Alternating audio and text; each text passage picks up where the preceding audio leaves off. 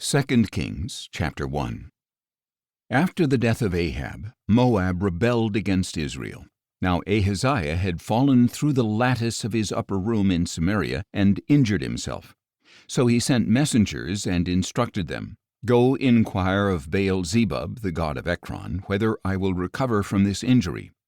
But the angel of the Lord said to Elijah the Tishbite, "Go up to meet the messengers of the king of Samaria, and ask them, 'Is it because there is no God in Israel that you are on your way to inquire of Baal-zebub, the god of Ekron?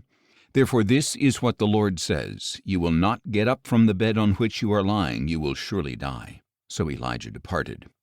When the messengers returned to the king, he asked them, "Why have you returned?" They replied, "A man came up to meet us and said, 'Go back to the king who sent you and tell him that this is what the Lord says. Is it because there is no God in Israel that you are sending these men to inquire of Baal-zebub, the god of Ekron? Therefore you will not get up from the bed on which you are lying, you will surely die.'" The king asked them, "What sort of man came up to meet you and spoke these words to you?" "He was a hairy man," they answered, "with a leather belt around his waist." "It was Elijah the Tishbite," said the king. Then King Ahaziah sent to Elijah a captain with his company of 50 men.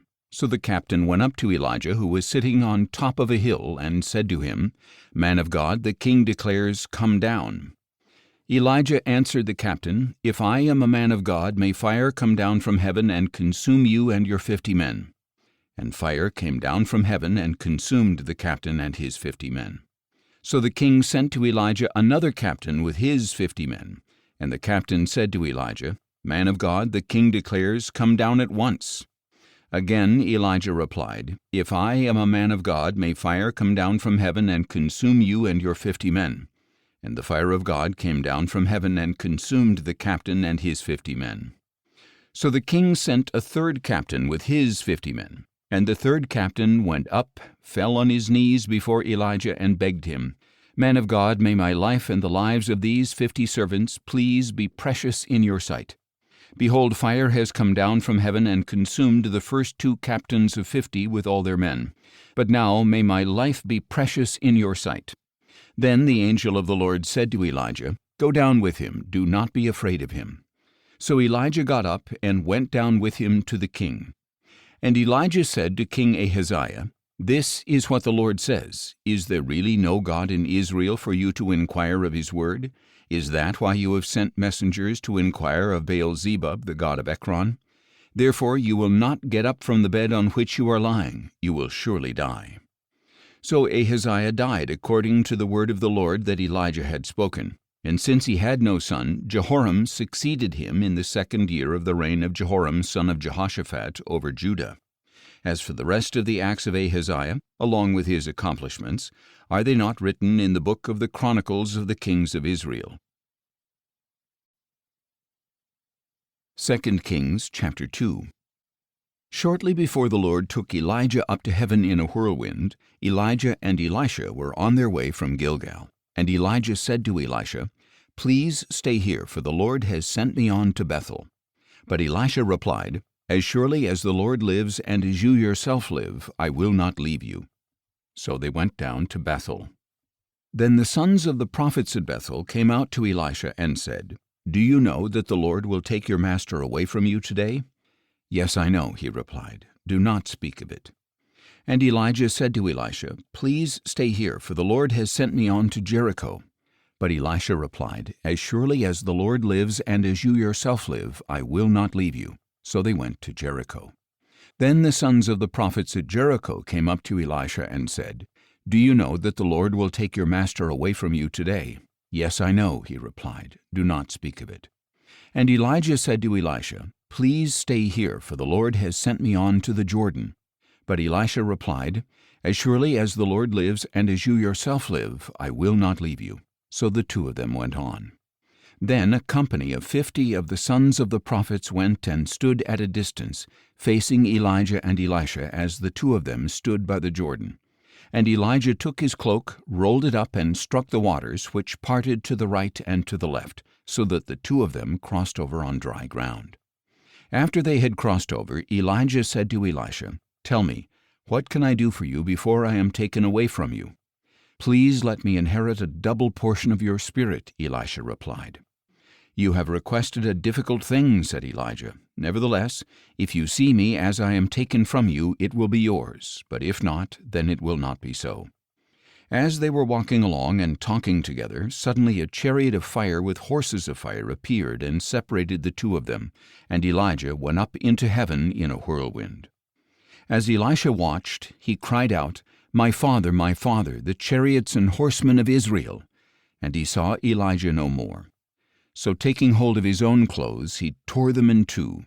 Elisha also picked up the cloak that had fallen from Elijah, and he went back and stood on the bank of the Jordan. Then he took the cloak of Elijah that had fallen from him and struck the waters. "Where now is the Lord, the God of Elijah?" he asked. And when he had struck the waters, they parted to the right and to the left, and Elisha crossed over. When the sons of the prophets who were facing him from Jericho saw what had happened, they said, "The spirit of Elijah rests on Elisha." And they went to meet him and bowed down to the ground before him. "Look now," they said to Elisha, "we, your servants, have 50 valiant men. Please let them go and search for your master. Perhaps the Spirit of the Lord has taken him up and put him on one of the mountains or in one of the valleys." "Do not send them," Elisha replied. But when they pressed him to the point of embarrassment, he said, "Send them." And they sent 50 men who searched for 3 days, but did not find Elijah. When they returned to Elisha, who was staying in Jericho, he said to them, "Didn't I tell you not to go?" Then the men of the city said to Elisha, "Please note, our lord, that the city's location is good, as you can see, but the water is bad and the land is unfruitful." "Bring me a new bowl," he replied, "and put some salt in it." So they brought it to him, and Elisha went out to the spring, cast the salt into it, and said, "This is what the Lord says, I have healed this water. No longer will it cause death or unfruitfulness." And the waters there have been healthy to this day, according to the word spoken by Elisha. From there Elisha went up to Bethel, and as he was walking up the road, a group of boys came out of the city and jeered at him, chanting, "Go up, you bald head! Go up, you bald head!" Then he turned around, looked at them, and called down a curse on them in the name of the Lord. Suddenly 2 female bears came out of the woods and mauled 42 of the boys. And Elisha went on to Mount Carmel, and from there he returned to Samaria. 2 Kings chapter 3. In the 18th year of Jehoshaphat's reign over Judah, Jehoram son of Ahab became king of Israel, and he reigned in Samaria 12 years. And he did evil in the sight of the Lord, but not as his father and mother had done. He removed the sacred pillar of Baal that his father had made. Nevertheless, he clung to the sins that Jeroboam son of Nebat had caused Israel to commit. He did not turn away from them. Now Mesha, king of Moab, was a sheep breeder, and he would render to the king of Israel 100,000 lambs and the wool of 100,000 rams. But after the death of Ahab, the king of Moab rebelled against the king of Israel. So at that time King Jehoram set out from Samaria and mobilized all Israel. And he sent a message to Jehoshaphat king of Judah, "The king of Moab has rebelled against me. Will you go with me to fight against Moab?" "I will go," replied Jehoshaphat. "I am like you, my people are your people, and my horses are your horses." Then he asked, "Which way shall we go up?" "By way of the desert of Edom," replied Joram. So the king of Israel, the king of Judah, and the king of Edom set out, and after they had traveled a roundabout route for 7 days, they had no water for their army or for their animals. "Alas," said the king of Israel, "for the Lord has summoned these 3 kings to deliver them into the hand of Moab." But Jehoshaphat asked, "Is there no prophet of the Lord here? Let us inquire of the Lord through him." And one of the servants of the king of Israel answered, "Elisha, son of Shaphat, is here. He used to pour water on the hands of Elijah." Jehoshaphat affirmed, "The word of the Lord is with him." So the king of Israel and Jehoshaphat and the king of Edom went down to him. Elisha, however, said to the king of Israel, "What have we to do with each other? Go to the prophets of your father and of your mother." "No," replied the king of Israel, "for it is the Lord who has summoned these 3 kings to deliver them into the hand of Moab." Then Elisha said, "As surely as the Lord of hosts lives, before whom I stand, were it not for my regard for the presence of Jehoshaphat king of Judah, I would not look at you or acknowledge you. But now, Bring me a harpist." And while the harpist played, the hand of the Lord came upon Elisha, and he said, "This is what the Lord says, dig this valley full of ditches. For the Lord says, you will not see wind or rain, but the valley will be filled with water, and you will drink, you and your cattle and your animals. This is a simple matter in the sight of the Lord, and he will also deliver the Moabites into your hand. And you shall attack every fortified city and every city of importance. You shall cut down every good tree, stop up every spring, and ruin every good field with stones." The next morning, at the time of the morning sacrifice, water suddenly flowed from the direction of Edom and filled the land. Now all the Moabites had heard that the kings had come up to fight against them. So all who could bear arms, young and old, were summoned and stationed at the border. When they got up early in the morning, the sun was shining on the water, and it looked as red as blood to the Moabites across the way. "This is blood," they exclaimed. "The kings have clashed swords and slaughtered one another. Now to the plunder, Moab." But when the Moabites came to the camp of Israel, the Israelites rose up and attacked them, and they fled before them. So the Israelites invaded their land and struck down the Moabites. They destroyed the cities, and each man threw stones on every good field until it was covered. They stopped up every spring and cut down every good tree. Only Kir-Hareseth was left with stones in place, but men with slings surrounded it and attacked it as well. When the king of Moab saw that the battle was too fierce for him, he took with him 700 swordsmen to break through to the king of Edom, but they could not prevail. So he took his firstborn son, who was to succeed him, and offered him as a burnt offering on the city wall. And there was great fury against the Israelites, so they withdrew and returned to their own land. 2 Kings chapter 4. Now the wife of one of the sons of the prophets cried out to Elisha, "Your servant, my husband, is dead, and you know that your servant feared the Lord. And now his creditor is coming to take my 2 children as his slaves." "How can I help you?" asked Elisha. "Tell me, what do you have in the house?" She answered, "Your servant has nothing in the house but a jar of oil." "Go," said Elisha, "borrow jars, even empty ones, from all your neighbors. Do not gather just a few. Then go inside, shut the door behind you and your sons, and pour oil into all these jars, setting the full ones aside." So she left him, and after she had shut the door behind her and her sons, they kept bringing jars to her, and she kept pouring. When all the jars were full, she said to her son, "Bring me another." But he replied, "There are no more jars." Then the oil stopped flowing. She went and told the man of God, and he said, "Go, sell the oil and pay your debt. Then you and your sons can live on the remainder." One day Elisha went to Shunem, and a prominent woman who lived there persuaded him to have a meal. So whenever he would pass by, he would stop there to eat. Then the woman said to her husband, "Behold, now I know that the one who often comes our way is a holy man of God. Please let us make a small room upstairs, and put in it a bed, a table, a chair, and a lamp for him. Then when he comes to us, he can stay there." One day Elisha came to visit, and went to his upper room to lie down. And he said to Gehazi his servant, "Call the Shunammite woman." And when he had called her, she stood before him. And Elisha said to Gehazi, "Now tell her, look, you have gone to all this trouble for us. What can we do for you? Can we speak on your behalf to the king or the commander of the army?" "I have a home among my own people," she replied. So he asked, "Then what should be done for her?" "Well, she has no son," Gehazi replied, "and her husband is old." "Call her," said Elisha. So Gehazi called her, and she stood in the doorway. And Elisha declared, "At this time next year you will hold a son in your arms." "No, my lord," she said, "do not lie to your maidservant, O man of God." But the woman did conceive, and at that time the next year she gave birth to a son, just as Elisha had told her. And the child grew, and one day he went out to his father, who was with the harvesters. My head," he complained to his father. So his father told a servant, "Carry him to his mother." After the servant had picked him up and carried him to his mother, the boy sat on her lap until noon, and then he died.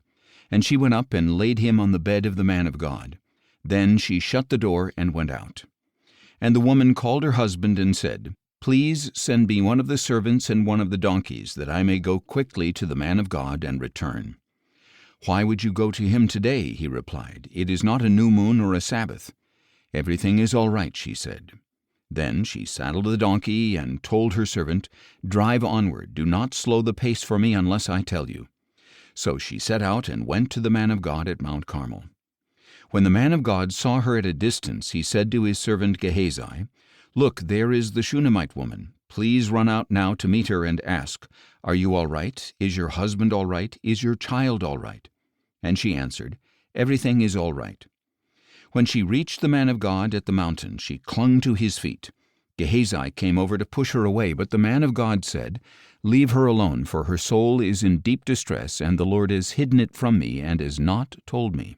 Then she said, "Did I ask you for a son, my lord? Didn't I say, 'Do not deceive me'?" So Elisha said to Gehazi, "Tie up your garment, take my staff in your hand, and go. If you meet anyone, do not greet him, and if anyone greets you, do not answer him. Then lay my staff on the boy's face." And the mother of the boy said, "As surely as the Lord lives and as you yourself live, I will not leave you." So he got up and followed her. Gehazi went on ahead of them and laid the staff on the boy's face, but there was no sound or response. So he went back to meet Elisha and told him, "The boy has not awakened." When Elisha reached the house, there was the boy lying dead on his bed. So he went in, closed the door behind the two of them, and prayed to the Lord. Then Elisha got on the bed and lay on the boy, mouth to mouth, eye to eye, and hand to hand. As he stretched himself out over him, the boy's body became warm. Elisha turned away and paced back and forth across the room. Then he got on the bed and stretched himself out over the boy again, and the boy sneezed 7 times and opened his eyes. Elisha summoned Gehazi and said, "Call the Shunammite woman." So he called her, and she came. Then Elisha said, "Pick up your son." She came in, fell at his feet, and bowed to the ground. Then she picked up her son and went out. When Elisha returned to Gilgal, there was a famine in the land. As the sons of the prophets were sitting at his feet, he said to his attendant, "Put on the large pot and boil some stew for the sons of the prophets." One of them went out to the field to gather herbs, and he found a wild vine from which he gathered as many wild gourds as his garment could hold. Then he came back and cut them up into the pot of stew, though no one knew what they were. And they poured it out for the men to eat, but when they tasted the stew, they cried out, "There is death in the pot, O man of God," and they could not eat it. Then Elisha said, "Get some flour." He threw it into the pot and said, "Pour it out for the people to eat," and there was nothing harmful in the pot. Now a man from Baal-Shalisha came to the man of God with a sack of 20 loaves of barley bread from the first ripe grain. "Give it to the people to eat," said Elisha. But his servant asked, "How am I to set 20 loaves before 100 men?" "Give it to the people to eat," said Elisha, "for this is what the Lord says, they will eat and have some left over." So he set it before them, and they ate and had some left over, according to the word of the Lord. 2 Kings chapter 5. Now Naaman, the commander of the army of the king of Aram, was a great man in his master's sight and highly regarded, for through him the Lord had given victory to Aram. And he was a mighty man of valor, but he was a leper. At this time the Arameans had gone out in bands and had taken a young girl from the land of Israel, and she was serving Naaman's wife. She said to her mistress, "If only my master would go to the prophet who is in Samaria, he would cure him of his leprosy." And Naaman went and told his master what the girl from the land of Israel had said. "Go now," said the king of Aram, "and I will send you with a letter to the king of Israel." So Naaman departed, taking with him 10 talents of silver, 6,000 shekels of gold, and 10 sets of clothing. And the letter that he took to the king of Israel stated, "With this letter I am sending my servant Naaman, so that you may cure him of his leprosy." When the king of Israel read the letter, he tore his clothes and asked, "Am I God, killing and giving life, that this man expects me to cure a leper? Surely you can see that he is seeking a quarrel with me." Now when Elisha the man of God heard that the king of Israel had torn his clothes, he sent a message to the king. "Why have you torn your clothes? Please let the man come to me, and he will know that there is a prophet in Israel." So Naaman came with his horses and chariots and stood at the door of Elisha's house. Then Elisha sent him a messenger who said, "Go and wash yourself 7 times in the Jordan, and your flesh will be restored, and you will be clean." But Naaman went away angry, saying, "I thought that he would surely come out, stand and call on the name of the Lord his God, and wave his hand over the spot to cure my leprosy. Are not the Abana and Pharpar, the rivers of Damascus, better than all the waters of Israel? Could I not have washed in them and been cleansed?" So he turned and went away in a rage. Naaman's servants, however, approached him and said, "My father, if the prophet had told you to do some great thing, would you not have done it? How much more then, when he tells you, 'Wash and be cleansed'?" So Naaman went down and dipped himself in the Jordan 7 times, according to the word of the man of God, and his flesh was restored and became like that of a little child, and he was clean. Then Naaman and all his attendants went back to the man of God, stood before him, and declared, "Now I know for sure that there is no God in all the earth except in Israel, so please accept a gift from your servant." But Elisha replied, "As surely as the Lord lives, before whom I stand, I will not accept it." And although Naaman urged him to accept it, he refused. "If you will not," said Naaman, "please let me, your servant, be given as much soil as a pair of mules can carry, for your servant will never again make a burnt offering or a sacrifice to any other god but the Lord. Yet may the Lord forgive your servant this one thing. When my master goes into the temple of Rimmon to worship there, and he leans on my arm, and I bow down in the temple of Rimmon, may the Lord forgive your servant in this matter." "Go in peace," said Elisha.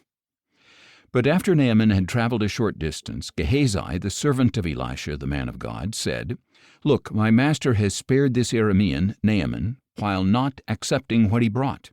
As surely as the Lord lives, I will run after him and get something from him." So Gehazi pursued Naaman, and when Naaman saw him running toward him, he got down from the chariot to meet him and asked, "Is everything all right?" "Everything is all right," Gehazi replied. "My master has sent me to say, I have just now discovered that 2 young men from the sons of the prophets have come to me from the hill country of Ephraim. Please give them a talent of silver and 2 sets of clothing." But Naaman insisted, "Please take 2 talents," and he urged Gehazi to accept them. Then he tied up 2 talents of silver in 2 bags along with 2 sets of clothing, and gave them to 2 of his servants who carried them ahead of Gehazi. When Gehazi came to the hill, he took the gifts from the servants and stored them in the house. Then he dismissed the men, and they departed. When Gehazi went in and stood before his master, Elisha asked him, "Gehazi, where have you been?" "Your servant did not go anywhere," he replied. But Elisha questioned him, "Did not my spirit go with you when the man got down from his chariot to meet you? Is this the time to accept money and clothing, olive groves and vineyards, sheep and oxen, men servants and maidservants? Therefore the leprosy of Naaman will cling to you and your descendants forever." And as Gehazi left his presence, he was leprous, as white as snow. 2 Kings chapter 6. Now the sons of the prophets said to Elisha, "Please take note that the place where we meet with you is too small for us. Please let us go to the Jordan, where each of us can get a log so we can build ourselves a place to live there." "Go," said Elisha. Then one of them said, "Please come with your servants." "I will come," he replied. So Elisha went with them, and when they came to the Jordan, they began to cut down some trees. As one of them was cutting down a tree, the iron axe head fell into the water. "Oh, my master," he cried out, "it was borrowed." "Where did it fall?" asked the man of God. And when he showed him the place, the man of God cut a stick, threw it there, and made the iron float. "Lift it out," he said, and the man reached out his hand and took it. Now the king of Aram was at war against Israel. After consulting with his servants, he said, "My camp will be in such and such a place." Then the man of God sent word to the king of Israel, "Be careful passing by this place, for the Arameans are going down there." So the king of Israel sent word to the place the man of God had pointed out. Time and again Elisha warned the king so that he was on his guard in such places. For this reason the king of Aram became enraged and called his servants to demand of them, "Tell me, which one of us is on the side of the king of Israel?" But one of his servants replied, "No one, my lord the king, for Elisha the prophet in Israel tells the king of Israel the very words you speak in your bedroom." So the king said, "Go and see where he is, that I may send men to capture him." On receiving the report, "Elisha is in Dothan," the king of Aram sent horses, chariots, and a great army. They went there by night and surrounded the city. When the servant of the man of God got up and went out early in the morning, an army with horses and chariots had surrounded the city. So he asked Elisha, "O my master, what are we to do?" "Do not be afraid," Elisha answered, "for those who are with us are more than those who are with them." Then Elisha prayed, "O Lord, please open his eyes, that he may see." And the Lord opened the eyes of the young man, and he saw that the hills were full of horses and chariots of fire all around Elisha. As the Arameans came down against him, Elisha prayed to the Lord, "Please strike these people with blindness." So he struck them with blindness, according to the word of Elisha. And Elisha told them, "This is not the way, and this is not the city. Follow me, and I will take you to the man you are seeking." And he led them to Samaria. When they had entered Samaria, Elisha said, "O Lord, open the eyes of these men, that they may see." Then the Lord opened their eyes, and they looked around and discovered that they were in Samaria. And when the king of Israel saw them, he asked Elisha, "My father, shall I kill them? Shall I kill them?" "Do not kill them," he replied. "Would you kill those you have captured with your own sword or bow? Set food and water before them, that they may eat and drink, and then return to their master." So the king prepared a great feast for them, and after they had finished eating and drinking, he sent them away, and they returned to their master. And the Aramean raiders did not come into the land of Israel again. Some time later, Ben-Hadad, king of Aram, assembled his entire army and marched up to besiege Samaria. So there was a great famine in Samaria. Indeed, they besieged the city so long that a donkey's head sold for 80 shekels of silver, and a quarter cab of dove's dung sold for 5 shekels of silver. As the king of Israel was passing by on the wall, a woman cried out to him, "Help me, my lord the king." He answered, "If the Lord does not help you, where can I find help for you? From the threshing floor or the winepress?" Then the king asked her, "What is the matter?" And she answered, "This woman said to me, 'Give up your son that we may eat him, and tomorrow we will eat my son.' So we boiled my son and ate him, and the next day I said to her, 'Give up your son that we may eat him,' but she had hidden her son." When the king heard the words of the woman, he tore his clothes, and as he passed by on the wall, the people saw the sackcloth under his clothes next to his skin. He announced, "May God punish me, and ever so severely, if the head of Elisha son of Shaphat remains on his shoulders through this day." Now Elisha was sitting in his house, and the elders were sitting with him. The king sent a messenger ahead, but before he arrived, Elisha said to the elders, "Do you see how this murderer has sent someone to cut off my head? Look, when the messenger comes, shut the door to keep him out. Is not the sound of his master's footsteps behind him?" While Elisha was still speaking with them, the messenger came down to him, and the king said, "This calamity is from the Lord. Why should I wait for the Lord any longer?" 2 Kings chapter 7. Then Elisha said, "Hear the word of the Lord. This is what the Lord says. About this time tomorrow at the gate of Samaria, a seah of fine flour will sell for a shekel, and 2 seahs of barley will sell for a shekel." But the officer on whose arm the king leaned answered the man of God, "Look, even if the Lord were to make windows in heaven, could this really happen?" "You will see it with your own eyes," replied Elisha, "but you will not eat any of it." Now there were 4 men with leprosy at the entrance of the city gate, and they said to one another, "Why just sit here until we die? If we say, 'Let us go into the city,' we will die there from the famine in the city, but if we sit here, we will also die. So come now, let us go over to the camp of the Arameans. If they let us live, we will live. If they kill us, we will die." So they arose at twilight and went to the camp of the Arameans. But when they came to the outskirts of the camp, there was not a man to be found. For the Lord had caused the Arameans to hear the sound of chariots, horses, and a great army, so that they said to one another, "Look, the king of Israel must have hired the kings of the Hittites and Egyptians to attack us." Thus the Arameans had arisen and fled at twilight, abandoning their tents and horses and donkeys. The camp was intact, and they had run for their lives. When the lepers reached the edge of the camp, they went into a tent to eat and drink. Then they carried off the silver, gold, and clothing, and went and hid them. On returning, they entered another tent, carried off some items from there, and hid them. Finally they said to one another, We are not doing what is right. Today is a day of good news. If we are silent and wait until morning light, our sin will overtake us. Now therefore let us go and tell the king's household." So they went and called out to the gatekeepers of the city, saying, "We went to the Aramean camp, and no one was there, not a trace, only tethered horses and donkeys, and the tents were intact." The gatekeepers shouted the news, and it was reported to the king's household. So the king got up in the night and said to his servants, "Let me tell you what the Arameans have done to us. They know we are starving, so they have left the camp to hide in the field, thinking, 'When they come out of the city, we will take them alive and enter the city.'" But one of his servants replied, "Please have scouts take 5 of the horses that remain in the city. Their plight will be no worse than all the Israelites who are left here. You can see that all the Israelites here are doomed, so let us send them and find out." Then the scouts took 2 chariots with horses, and the king sent them after the Aramean army, saying, "Go and see." And they tracked them as far as the Jordan, and indeed the whole way was littered with the clothing and equipment the Arameans had thrown off in haste.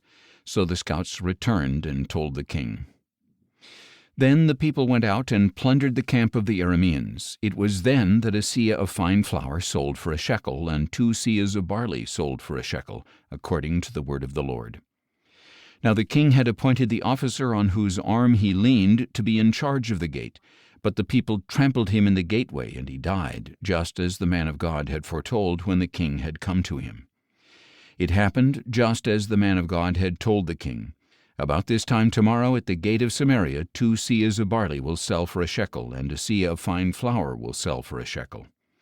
And the officer had answered the man of God, "Look, even if the Lord were to make windows in heaven, could this really happen?" So Elisha had replied, "You will see it with your own eyes, but you will not eat any of it." And that is just what happened to him. The people trampled him in the gateway, and he died. 2 Kings chapter 8. Now Elisha had said to the woman whose son he had restored to life, "Arise, you and your household, go and live as a foreigner wherever you can, for the Lord has decreed a 7-year famine, and it is already come to the land." So the woman had proceeded to do as the man of God had instructed, and she and her household lived as foreigners for 7 years in the land of the Philistines. At the end of 7 years, when the woman returned from the land of the Philistines, she went to the king to appeal for her house and her land. Now the king had been speaking to Gehazi, the servant of the man of God, saying, "Please relate to me all the great things Elisha has done." And Gehazi was telling the king how Elisha had brought the dead back to life. Just then the woman whose son Elisha had revived came to appeal to the king for her house and her land. So Gehazi said, "My lord the king, this is the woman, and this is the son Elisha restored to life." When the king asked the woman, she confirmed it. So the king appointed for her an officer, saying, "Restore all that was hers, along with all the proceeds of the field from the day that she left the country until now." Then Elisha came to Damascus while Ben-Hadad, king of Aram, was sick, and the king was told, "The man of God has come here." So the king said to Hazael, "Take a gift in your hand, go to meet the man of God, and inquire of the Lord through him, will I recover from this illness?" So Hazael went to meet Elisha, taking with him a gift of 40 camel loads of every good thing from Damascus. And he went in and stood before him and said, "Your son Ben-Hadad, king of Aram, has sent me to ask, will I recover from this illness?" Elisha answered, "Go and tell him, you will surely recover, but the Lord has shown me that in fact he will die." Elisha fixed his gaze steadily on him until Hazael became uncomfortable. Then the man of God began to weep. "Why is my lord weeping?" asked Hazael. "Because I know the evil you will do to the Israelites," Elisha replied. "You will set fire to their fortresses, kill their young men with a sword, dash their little ones to pieces, and rip open their pregnant women." "But how could your servant, a mere dog, do such a monstrous thing?" said Hazael. And Elisha answered, "The Lord has shown me that you will be king over Aram." So Hazael left Elisha and went to his master, who asked him, "What did Elisha say to you?" And he replied, "He told me that you would surely recover." But the next day Hazael took a thick cloth, dipped it in water, and spread it over the king's face.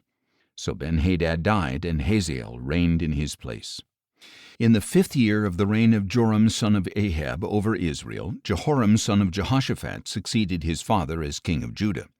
Jehoram was 32 years old when he became king, and he reigned in Jerusalem 8 years. And Jehoram walked in the ways of the kings of Israel, just as the house of Ahab had done. For he married a daughter of Ahab and did evil in the sight of the Lord. Yet for the sake of his servant David, the Lord was unwilling to destroy Judah, since he had promised to maintain a lamp for David and his descendants forever. In the days of Jehoram, Edom rebelled against the hand of Judah and appointed their own king. So Jehoram crossed over to Zair with all his chariots. When the Edomites surrounded him and his chariot commanders, he rose up and attacked by night. His troops, however, fled to their homes. So to this day Edom has been in rebellion against the hand of Judah. Likewise Libnah rebelled at the same time. As for the rest of the acts of Jehoram, along with all his accomplishments, are they not written in the book of the Chronicles of the kings of Judah? And Jehoram rested with his fathers and was buried with them in the city of David, and his son Ahaziah reigned in his place. In the 12th year of the reign of Joram son of Ahab over Israel, Ahaziah son of Jehoram became king of Judah. Ahaziah was 22 years old when he became king, and he reigned in Jerusalem 1 year. His mother's name was Athaliah, the granddaughter of Omri, king of Israel. And Ahaziah walked in the ways of the house of Ahab, and did evil in the sight of the Lord, like the house of Ahab, for he was a son-in-law of the house of Ahab. Then Ahaziah went with Joram son of Ahab to fight against Hazael king of Aram at Ramoth-Gilead, and the Arameans wounded Joram. So King Joram returned to Jezreel to recover from the wounds that the Arameans had inflicted on him at Ramah, when he fought against Hazael king of Aram. Then Ahaziah son of Jehoram king of Judah went down to Jezreel to visit Joram son of Ahab, because Joram had been wounded.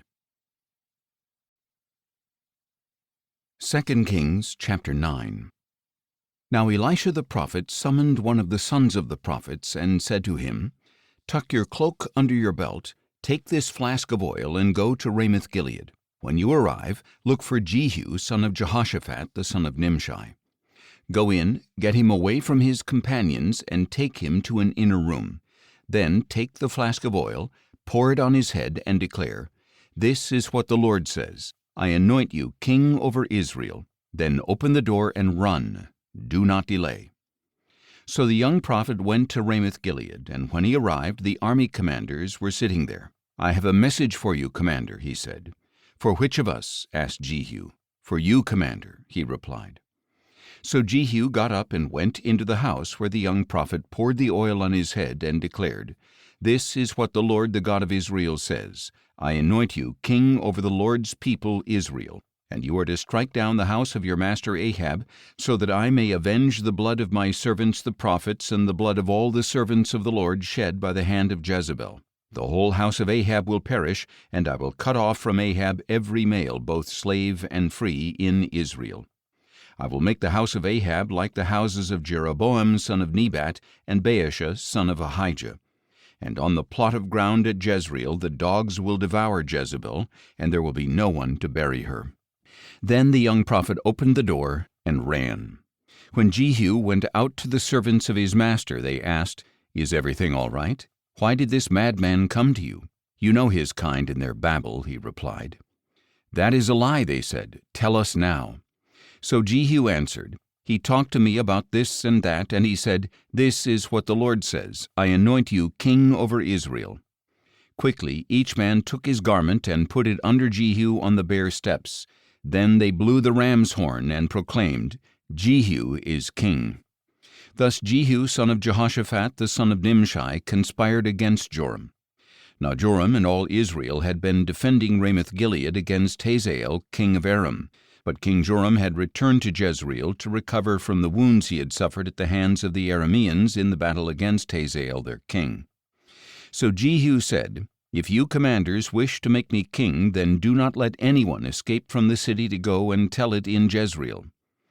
Then Jehu got into his chariot and went to Jezreel, because Joram was laid up there, and Ahaziah king of Judah had gone down to see him. Now the watchman standing on the tower in Jezreel saw Jehu's troops approaching, and he called out, I see a company of troops. Choose a rider, Joram commanded. Send him out to meet them, and ask, Have you come in peace? So a horseman rode off to meet Jehu and said, This is what the king asks, Have you come in peace? What do you know about peace? Jehu replied. Fall in behind me. And the watchman reported, "The messenger reached them, but he is not coming back." So the king sent out a second horseman, who went to them and said, "This is what the king asks. Have you come in peace?" "What do you know about peace?" Jehu replied. "Fall in behind me." Again the watchman reported, "He reached them, but he is not coming back. And the charioteer is driving like Jehu son of Nimshi. He is driving like a madman." "Harness," Joram shouted, and they harnessed his chariot. Then Joram king of Israel and Ahaziah king of Judah set out, each in his own chariot, and met Jehu on the property of Naboth the Jezreelite. When Joram saw Jehu, he asked, "Have you come in peace, Jehu?" "How can there be peace," he replied, "as long as the idolatry and witchcraft of your mother Jezebel abound?" Joram turned around and fled, calling out to Ahaziah, "Treachery, Ahaziah!" Then Jehu drew his bow and shot Joram between the shoulders. The arrow pierced his heart, and he slumped down in his chariot. And Jehu said to Bidkar his officer, "Pick him up and throw him into the field of Naboth the Jezreelite. For remember that when you and I were riding together behind his father Ahab, the Lord lifted up this burden against him. As surely as I saw the blood of Naboth and the blood of his sons yesterday, declares the Lord, so will I repay you on this plot of ground, declares the Lord. Now then, according to the word of the Lord, pick him up and throw him on the plot of ground." When King Ahaziah of Judah saw this, he fled up the road toward Beth-Hagan. And Jehu pursued him, shouting, "Shoot him too." So they shot Ahaziah in his chariot on the ascent of Gur near Ibleam, and he fled to Megiddo and died there. Then his servants carried him by chariot to Jerusalem and buried him with his fathers in his tomb in the city of David. In the 11th year of Joram son of Ahab, Ahaziah had become king over Judah. Now when Jehu arrived in Jezreel, Jezebel heard of it. So she painted her eyes, adorned her head, and looked down from a window. And as Jehu entered the gate, she asked, "Have you come in peace, O Zimri, murderer of your master?" He looked up at the window and called out, "Who is on my side? Who?" And 2 or 3 eunuchs looked down at him. "Throw her down," yelled Jehu. So they threw her down, and her blood splattered on the wall and on the horses as they trampled her underfoot. Then Jehu went in and ate and drank. "Take care of this cursed woman," he said, "and bury her, for she was the daughter of a king." But when they went out to bury her, they found nothing but her skull, her feet, and the palms of her hands. So they went back and told Jehu, who replied, "This is the word of the Lord, which he spoke through his servant Elijah the Tishbite. On the plot of ground at Jezreel the dogs will devour the flesh of Jezebel, and Jezebel's body will lie like dung in the field on the plot of ground at Jezreel, so that no one can say, 'This is Jezebel.'" 2 Kings chapter 10. Now Ahab had 70 sons in Samaria. So Jehu wrote letters and sent them to Samaria to the officials of Jezreel, to the elders, and to the guardians of the sons of Ahab, saying, "When this letter arrives, since your master's sons are with you, and you have chariots and horses, a fortified city and weaponry, select the best and most worthy son of your master, set him on his father's throne, and fight for your master's house." But they were terrified and reasoned, "If 2 kings could not stand against him, how can we?" So the palace administrator, the overseer of the city, the elders, and the guardians sent a message to Jehu, "We are your servants, and we will do whatever you say. We will not make anyone king. Do whatever is good in your sight." Then Jehu wrote them a second letter and said, "If you are on my side, and if you will obey me, then bring the heads of your master's sons to me at Jezreel by this time tomorrow." Now the sons of the king, 70 in all, were being brought up by the leading men of the city. And when the letter arrived, they took the sons of the king and slaughtered all 70 of them. They put their heads in baskets and sent them to Jehu at Jezreel. When the messenger arrived, he told Jehu, "They have brought the heads of the sons of the king." And Jehu ordered, "Pile them in 2 heaps at the entrance of the gate until morning." The next morning Jehu went out and stood before all the people and said, "You are innocent. It was I who conspired against my master and killed him. But who killed all these? Know then that not a word the Lord has spoken against the house of Ahab will fail, for the Lord has done what he promised through his servant Elijah." So Jehu killed everyone in Jezreel who remained of the house of Ahab, as well as all his great men and close friends and priests, leaving him without a single survivor. Then Jehu set out toward Samaria. At Beth-Eked of the shepherds, Jehu met some relatives of Ahaziah king of Judah and asked, "Who are you?" "We are relatives of Ahaziah," they answered, "and we have come down to greet the sons of the king and of the queen mother." Then Jehu ordered, "Take them alive." So his men took them alive, then slaughtered them at the well of Beth-Eked, 42 men. He spared none of them. When he left there, he found Jehonadab, son of Rechab, who was coming to meet him. Jehu greeted him and asked, "Is your heart as true to mine as my heart is to yours?" "It is," Jehonadab replied. "If it is," said Jehu, "give me your hand." So he gave him his hand, and Jehu helped him into his chariot, saying, "Come with me and see my zeal for the Lord." So he had him ride in his chariot. When Jehu came to Samaria, he struck down everyone belonging to Ahab who remained there, until he had destroyed them, according to the word that the Lord had spoken to Elijah. Then Jehu brought all the people together and said, "Ahab served Baal a little, but Jehu will serve him a lot. Now therefore summon to me all the prophets of Baal, all his servants and all his priests. See that no one is missing, for I have a great sacrifice for Baal. Whoever is missing will not live." But Jehu was acting deceptively in order to destroy the servants of Baal. And Jehu commanded, "Proclaim a solemn assembly for Baal." So they announced it. Then Jehu sent word throughout Israel, and all the servants of Baal came. There was not a man who failed to show. They entered the temple of Baal, and it was filled from end to end. And Jehu said to the keeper of the wardrobe, "Bring out garments for all the servants of Baal." So he brought out garments for them.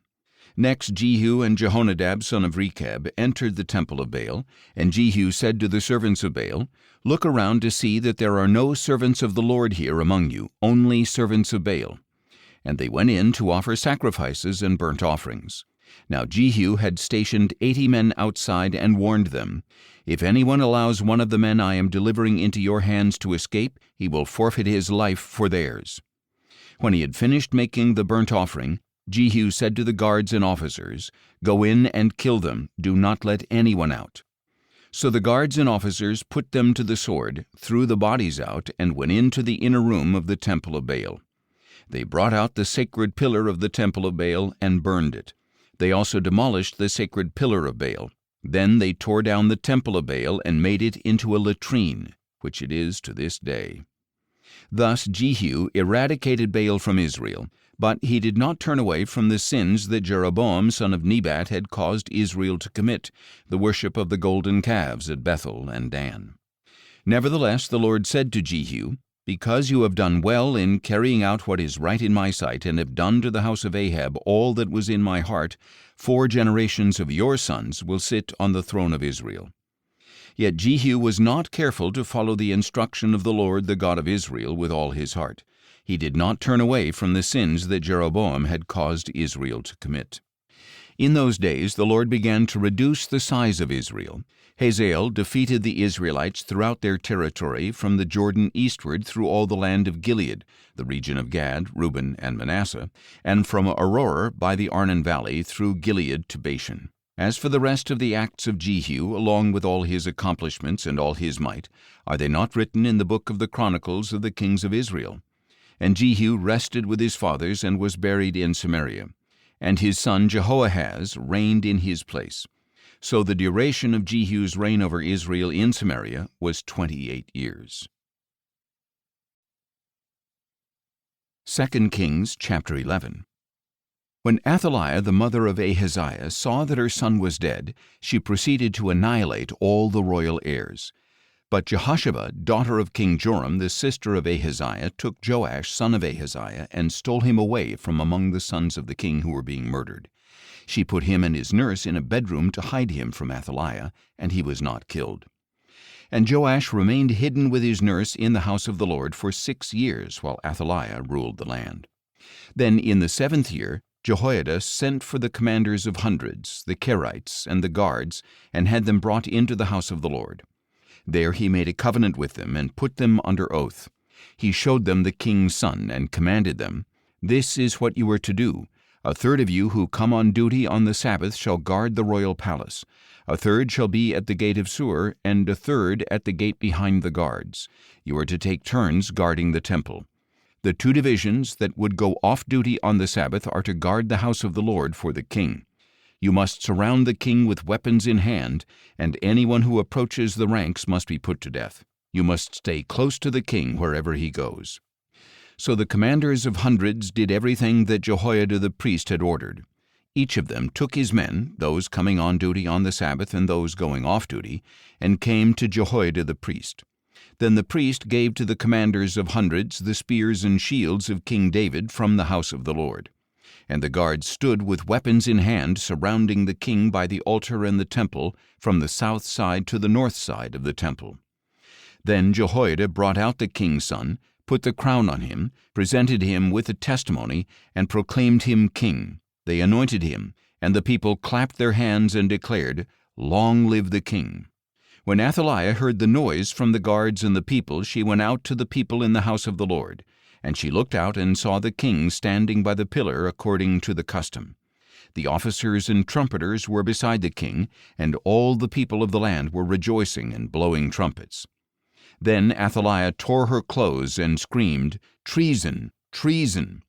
And Jehoiada the priest ordered the commanders of hundreds in charge of the army, "Bring her out between the ranks, and put to the sword anyone who follows her." For the priest had said, "She must not be put to death in the house of the Lord." So they seized Athaliah as she reached the horses' entrance to the palace grounds, and there she was put to death. Then Jehoiada made a covenant between the Lord and the king and the people, that they would be the Lord's people. He also made a covenant between the king and the people. So all the people of the land went to the temple of Baal and tore it down. They smashed the altars and idols to pieces, and they killed Mattan the priest of Baal in front of the altars. And Jehoiada the priest posted guards for the house of the Lord. He took with him the commanders of hundreds, the Kerites, the guards, and all the people of the land, and they brought the king down from the house of the Lord and entered the royal palace by way of the gate of the guards. Then Joash took his seat on the royal throne, and all the people of the land rejoiced, and the city was quiet because Athaliah had been put to the sword at the royal palace. Joash was 7 years old when he became king. 2 Kings chapter 12. In the 7th year of Jehu, Joash became king, and he reigned in Jerusalem 40 years. His mother's name was Zibiah. She was from Beersheba. And Joash did what was right in the eyes of the Lord all the days he was instructed by Jehoiada the priest. Nevertheless, the high places were not removed. The people continued sacrificing and burning incense there. Then Joash said to the priests, "Collect all the money brought as sacred gifts into the house of the Lord, the census money, the money from vows, and the money brought voluntarily into the house of the Lord. Let every priest receive it from his constituency, and let it be used to repair any damage found in the temple." By the 23rd year of the reign of Joash, however, the priests had not yet repaired the damage to the temple. So King Joash called Jehoiada and the other priests and said, "Why have you not repaired the damage to the temple? Now therefore, take no more money from your constituency, but hand it over for the repair of the temple." So the priests agreed that they would not receive money from the people, and that they would not repair the temple themselves. Then Jehoiada the priest took a chest, bored a hole in its lid, and set it beside the altar on the right side as one enters the house of the Lord. There the priests who guarded the threshold put all the money brought into the house of the Lord. Whenever they saw that there was a large amount of money in the chest, the royal scribe and the high priest would go up, count the money brought into the house of the Lord, and tie it up in bags. Then they would put the counted money into the hands of those who supervised the work on the house of the Lord, who in turn would pay those doing the work, the carpenters, builders, masons, and stonecutters. They also purchased timber and dressed stone to repair the damage to the house of the Lord, and they paid the other expenses of the temple repairs. However, the money brought into the house of the Lord was not used for making silver basins, wick trimmers, sprinkling bowls, trumpets, or any articles of gold or silver for the house of the Lord. Instead, it was paid to those doing the work, and with it they repaired the house of the Lord. No accounting was required from the men who received the money to pay the workmen, because they acted with integrity. The money from the guilt offerings and sin offerings was not brought into the house of the Lord. It belonged to the priests. At that time, Hazael, king of Aram, marched up and fought against Gath and captured it. Then he decided to attack Jerusalem. So King Joash of Judah took all the sacred objects dedicated by his fathers, Jehoshaphat, Jehoram, and Ahaziah, the kings of Judah, along with his own consecrated items and all the gold found in the treasuries of the house of the Lord and the royal palace, and he sent them to Hazael, king of Aram. So Hazael withdrew from Jerusalem. As for the rest of the acts of Joash, along with all his accomplishments, are they not written in the book of the Chronicles of the kings of Judah?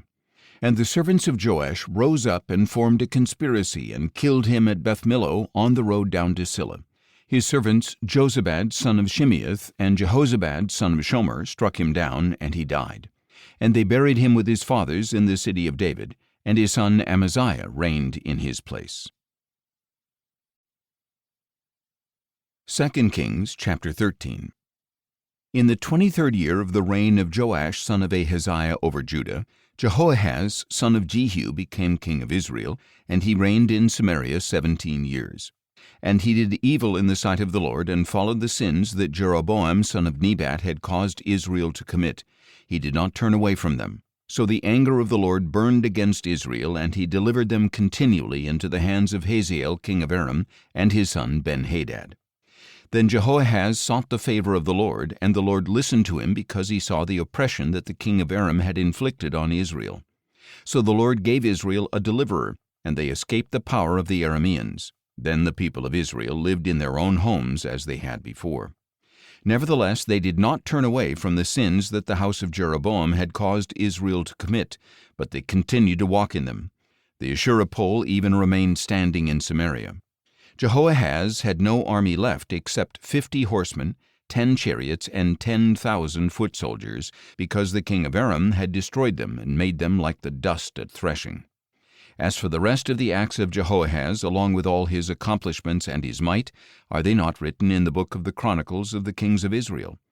And Jehoahaz rested with his fathers and was buried in Samaria, and his son Jehoash reigned in his place. In the 37th year of the reign of Joash over Judah, Jehoash, son of Jehoahaz, became king of Israel in Samaria, and he reigned 16 years. And he did evil in the sight of the Lord, and did not turn away from all the sins that Jeroboam son of Nebat had caused Israel to commit, but he walked in them. As for the rest of the acts of Jehoash, along with all his accomplishments and his might, including his war against Amaziah king of Judah, are they not written in the book of the Chronicles of the kings of Israel? And Jehoash rested with his fathers, and Jeroboam succeeded him on the throne. Jehoash was buried in Samaria with the kings of Israel. When Elisha had fallen sick with the illness from which he would die, Jehoash king of Israel came down to him and wept over him, saying, my father, the chariots and horsemen of Israel." Elisha told him, "Take a bow and some arrows." So Jehoash took a bow and some arrows. Then Elisha said to the king of Israel, "Put your hand on the bow." So the king put his hand on the bow, and Elisha put his hands on the king's hands. "Open the east window," said Elisha. So he opened it, and Elisha said, "Shoot." So he shot. And Elisha declared, "This is the Lord's arrow of victory over Aram, for you shall strike the Arameans in Aphek until you have put an end to them." Then Elisha said, "Take the arrows." So he took them, and Elisha said to the king of Israel, "Strike the ground." So he struck the ground 3 times and stopped. But the man of God was angry with him and said, "You should have struck the ground 5 or 6 times. Then you would have struck down Aram until you had put an end to it. But now you will strike down Aram only 3 times. And Elisha died and was buried. Now the Moabite raiders used to come into the land every spring. Once, as the Israelites were burying a man, suddenly they saw a band of raiders, so they threw the man's body into Elisha's tomb. And as soon as his body touched the bones of Elisha, the man was revived and stood up on his feet. And Hazael, king of Aram, oppressed Israel throughout the reign of Jehoahaz. But the Lord was gracious to Israel and had compassion on them, and he turned toward them because of his covenant with Abraham, Isaac, and Jacob. And to this day the Lord has been unwilling to destroy them or cast them from his presence. When Hazael king of Aram died, his son Ben-Hadad reigned in his place. Then Jehoash son of Jehoahaz took back from Ben-Hadad son of Hazael the cities that Hazael had taken in battle from his father Jehoahaz. Jehoash defeated Ben-Hadad 3 times, and so recovered the cities of Israel. 2 Kings chapter 14. In the 2nd year of the reign of Jehoash son of Jehoahaz over Israel, Amaziah son of Joash became king of Judah. He was 25 years old when he became king, and he reigned in Jerusalem 29 years. His mother's name was Jehoaddan. She was from Jerusalem. And he did what was right in the eyes of the Lord, but not as his father David had done. He did everything as his father Joash had done. Nevertheless, the high places were not taken away, and the people continued sacrificing and burning incense on the high places. As soon as the kingdom was firmly in his grasp, Amaziah executed the servants who had murdered his father the king. Yet he did not put the sons of the murderers to death, but acted according to what is written in the book of the law of Moses, where the Lord commanded, "Fathers must not be put to death for their children, and children must not be put to death for their fathers. Each is to die for his own sin." Amaziah struck down 10,000 Edomites in the valley of Salt. He took Selah in battle and called it Joktheel, which is its name to this very day. Then Amaziah sent messengers to the king of Israel, Jehoash, son of Jehoahaz, the son of Jehu. "Come, let us meet face to face," he said. But Jehoash, king of Israel, replied to Amaziah, king of Judah, "A thistle in Lebanon sent a message to a cedar in Lebanon, saying, 'Give your daughter to my son in marriage.' Then a wild beast in Lebanon came along and trampled the thistle. You have indeed defeated Edom, and your heart has become proud. Glory in that, and stay at home. Why should you stir up trouble so that you fall, you and Judah with you?" But Amaziah would not listen, and Jehoash, king of Israel, advanced. He and King Amaziah of Judah faced each other at Beth-Shemesh in Judah. And Judah was routed before Israel, and every man fled to his home. There at Beth-Shemesh, Jehoash, king of Israel, captured Amaziah, king of Judah, the son of Joash, the son of Ahaziah. Then Jehoash went to Jerusalem and broke down the wall of Jerusalem from the Ephraim gate to the corner gate, a section of 400 cubits. He took all the gold and silver and all the articles found in the house of the Lord and in the treasuries of the royal palace, as well as some hostages. Then he returned to Samaria. As for the rest of the acts of Jehoash, along with his accomplishments, his might, and how he waged war against Amaziah king of Judah, are they not written in the book of the Chronicles of the kings of Israel? And Jehoash rested with his fathers and was buried in Samaria with the kings of Israel, and his son Jeroboam reigned in his place. Amaziah son of Joash, king of Judah, lived for 15 years after the death of Jehoash son of Jehoahaz, king of Israel. As for the rest of the acts of Amaziah, are they not written in the book of the Chronicles of the kings of Judah? And conspirators plotted against Amaziah in Jerusalem, and he fled to Lachish. But men were sent after him to Lachish, and they killed him there. They carried him back on horses and buried him in Jerusalem with his fathers in the city of David. Then all the people of Judah took Azariah, who was 16 years old, and made him king in place of his father Amaziah. Azariah was the one who rebuilt Elath and restored it to Judah after King Amaziah rested with his fathers. In the 15th year of the reign of Amaziah, son of Joash, over Judah, Jeroboam, son of Jehoash, became king of Israel, and he reigned in Samaria 41 years. And he did evil in the sight of the Lord, and did not turn away from all the sins that Jeroboam, son of Nebat, had caused Israel to commit. This Jeroboam restored the boundary of Israel from Lebo-Hamath to the sea of the Arabah, according to the word that the Lord, the God of Israel, had spoken through his servant Jonah, son of Amittai, the prophet from Gath-hepher. For the Lord saw that the affliction of the Israelites, both slave and free, was very bitter. There was no one to help Israel. And since the Lord had said that he would not blot out the name of Israel from under heaven, he saved them by the hand of Jeroboam, son of Jehoash. As for the rest of the acts of Jeroboam, along with all his accomplishments and might, and how he waged war and recovered both Damascus and Hamath for Israel from Judah, are they not written in the book of the Chronicles of the kings of Israel? And Jeroboam rested with his fathers, the kings of Israel, and his son Zechariah reigned in his place. 2 Kings chapter 15. In the 27th year of Jeroboam's reign over Israel, Azariah son of Amaziah became king of Judah. He was 16 years old when he became king, and he reigned in Jerusalem 52 years. His mother's name was Jechaliah. She was from Jerusalem. And he did what was right in the eyes of the Lord, just as his father Amaziah had done. Nevertheless, the high places were not taken away. The people continued sacrificing and burning incense there. And the Lord afflicted the king with leprosy until the day he died, so that he lived in a separate house, while his son Jotham had charge of the palace and governed the people of the land. As for the rest of the acts of Azariah, along with all his accomplishments, are they not written in the book of the Chronicles of the kings of Judah? And Azariah rested with his fathers and was buried near them in the city of David, and his son Jotham reigned in his place. In the 38th year of Azariah's reign over Judah, Zechariah son of Jeroboam became king of Israel, and he reigned in Samaria 6 months. And he did evil in the sight of the Lord, as his fathers had done. He did not turn away from the sins that Jeroboam son of Nebat had caused Israel to commit. Then Shallum son of Jabesh conspired against Zechariah, struck him down, and killed him in front of the people, and reigned in his place. As for the rest of the acts of Zechariah, they are indeed written in the book of the Chronicles of the kings of Israel. So the word of the Lord spoken to Jehu was fulfilled. 4 generations of your sons will sit on the throne of Israel. In the 39th year of Uzziah's reign over Judah, Shallum son of Jabesh became king, and he reigned in Samaria 1 full month. Then Menahem son of Gadai went up from Tirzah to Samaria, struck down and killed Shallum son of Jabesh, and reigned in his place. As for the rest of the acts of Shallum, along with the conspiracy he led, they are indeed written in the book of the Chronicles of the kings of Israel. At that time Menahem, starting from Tirzah, attacked Tiphsah and everyone in its vicinity, because they would not open their gates. So he attacked Tiphsah and ripped open all the pregnant women. In the 39th year of Azariah's reign over Judah, Menahem son of Gadai became king of Israel, and he reigned in Samaria 10 years. And he did evil in the sight of the Lord, and throughout his reign he did not turn away from the sins that Jeroboam son of Nebat had caused Israel to commit.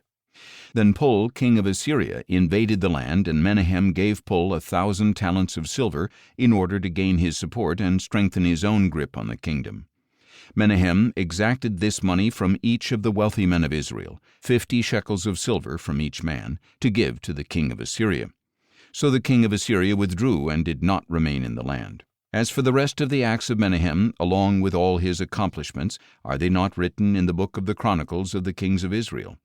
And Menahem rested with his fathers, and his son Pekahiah reigned in his place. In the 50th year of Azariah's reign over Judah, Pekahiah son of Menahem became king of Israel, and reigned in Samaria 2 years. And he did evil in the sight of the Lord, and did not turn away from the sins that Jeroboam son of Nebat had caused Israel to commit. Then his officer, Pekah son of Remaliah, conspired against him along with Argob, Ariah, and 50 men of Gilead. And at the citadel of the king's palace in Samaria, Pekah struck down and killed Pekahiah, and reigned in his place. As for the rest of the acts of Pekahiah, along with all his accomplishments, they are indeed written in the book of the Chronicles of the kings of Israel. In the 52nd year of Azariah's reign over Judah, Pekah son of Remaliah became king of Israel, and he reigned in Samaria 20 years. And he did evil in the sight of the Lord, and did not turn away from the sins that Jeroboam son of Nebat had caused Israel to commit. In the days of Pekah king of Israel, Tiglath-Pileser king of Assyria came and captured Ijon, Abel-Beth-Maachah, Genoa, Kedesh, Hazor, Gilead, and Galilee, including all the land of Naphtali, and he took the people as captives to Assyria. Then Hoshea son of Elah led a conspiracy against Pekah son of Remaliah. In the 20th year of Jotham son of Uzziah, Hoshea attacked Pekah, killed him, and reigned in his place. As for the rest of the acts of Pekah, along with all his accomplishments, they are indeed written in the book of the Chronicles of the kings of Israel. In the 2nd year of the reign of Pekah son of Remaliah over Israel, Jotham son of Uzziah became king of Judah. He was 25 years old when he became king, and he reigned in Jerusalem 16 years. His mother's name was Jerusha, daughter of Zadok. And he did what was right in the eyes of the Lord, just as his father Uzziah had done. Nevertheless, the high places were not taken away. The people continued sacrificing and burning incense there. Jotham rebuilt the upper gate of the house of the Lord.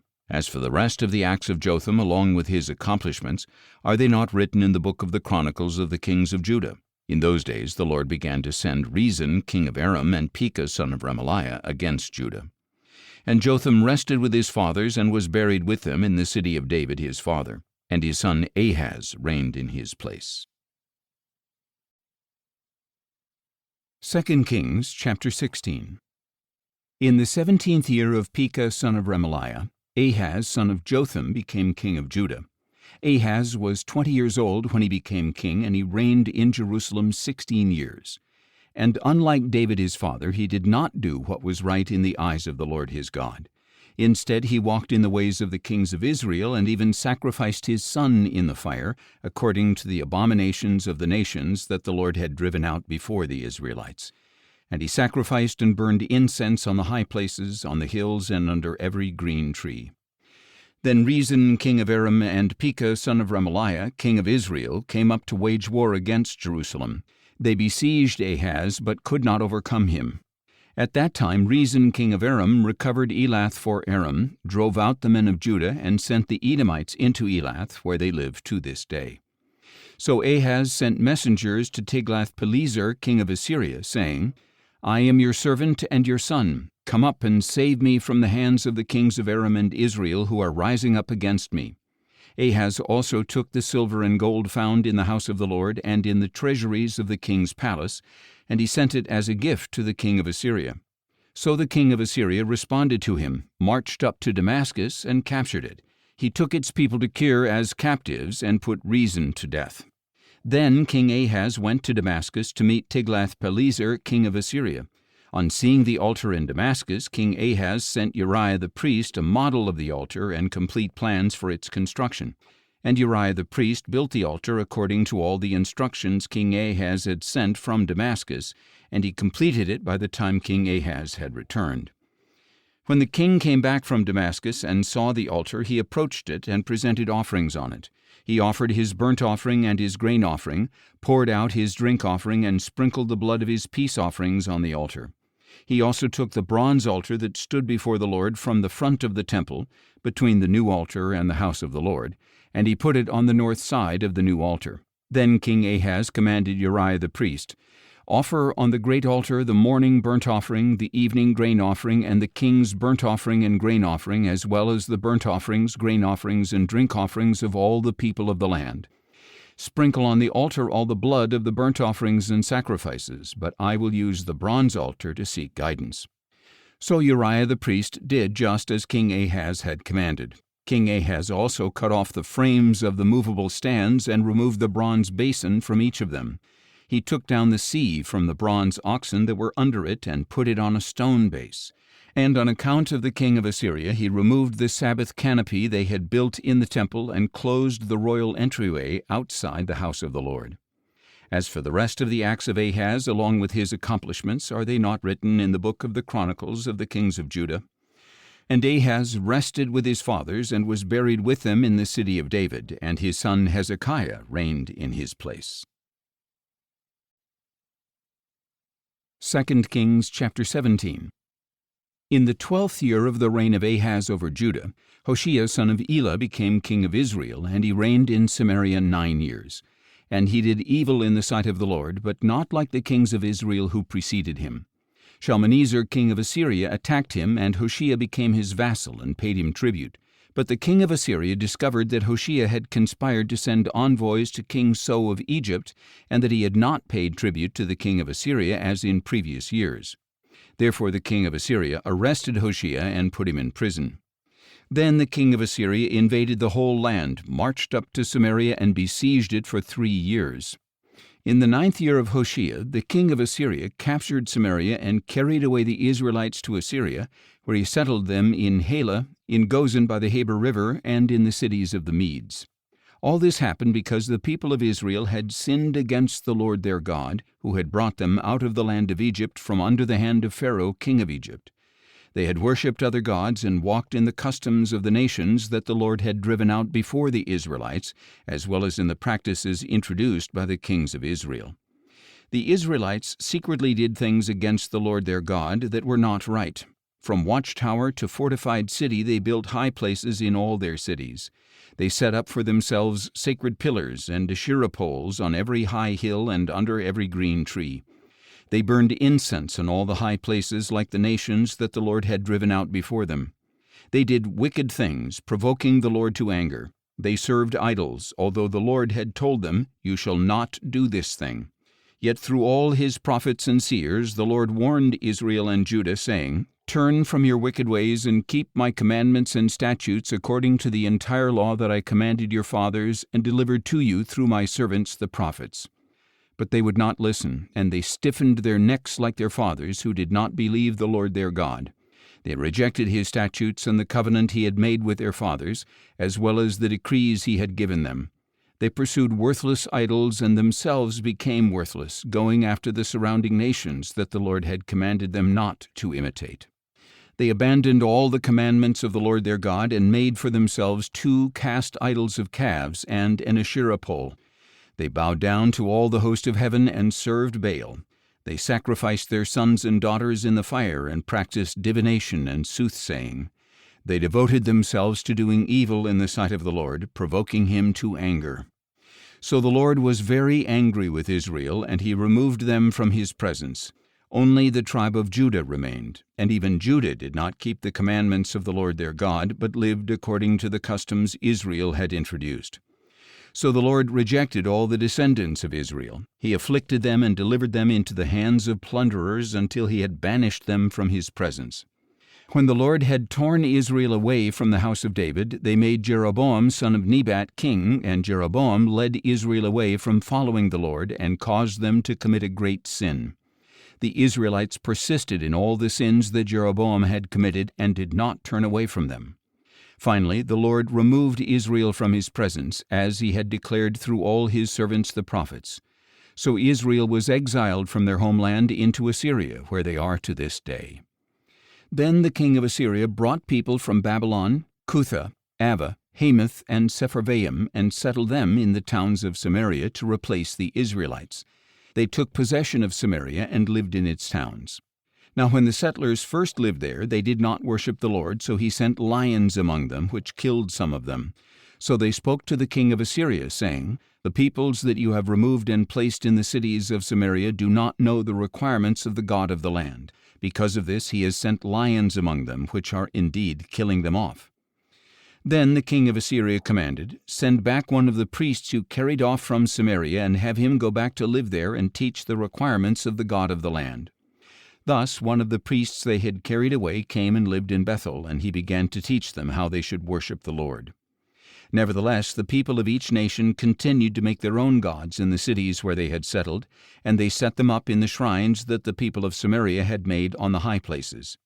The men of Babylon made Succoth-Benoth, the men of Cuth made Nergal, the men of Hamath made Ashima, the Avites made Nibhaz and Tartak, and the Sepharvites burned their children in the fire to Adramelech and Anamelech, the gods of Sepharvaim.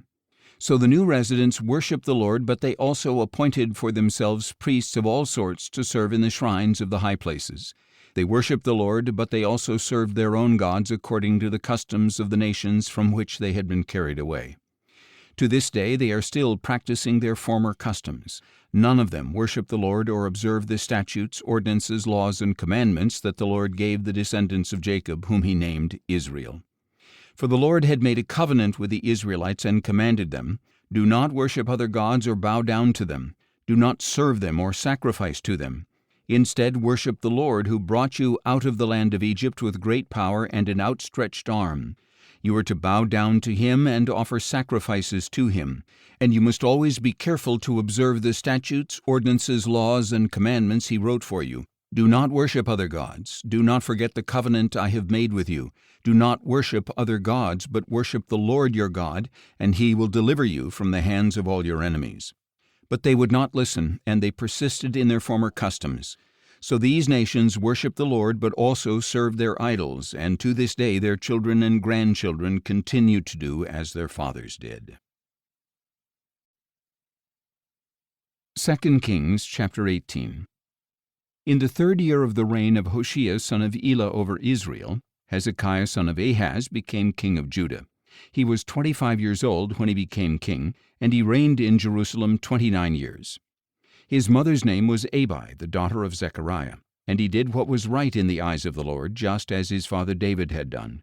He removed the high places, shattered the sacred pillars, and cut down the Asherah poles.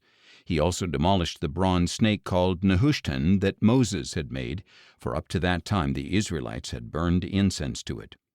Hezekiah trusted in the Lord, the God of Israel. No king of Judah was like him, either before him or after him. He remained faithful to the Lord and did not turn from following him. He kept the commandments that the Lord had given Moses. And the Lord was with Hezekiah, and he prospered wherever he went. He rebelled against the king of Assyria and refused to serve him. He defeated the Philistines as far as Gaza and its borders, from watchtower to fortified city.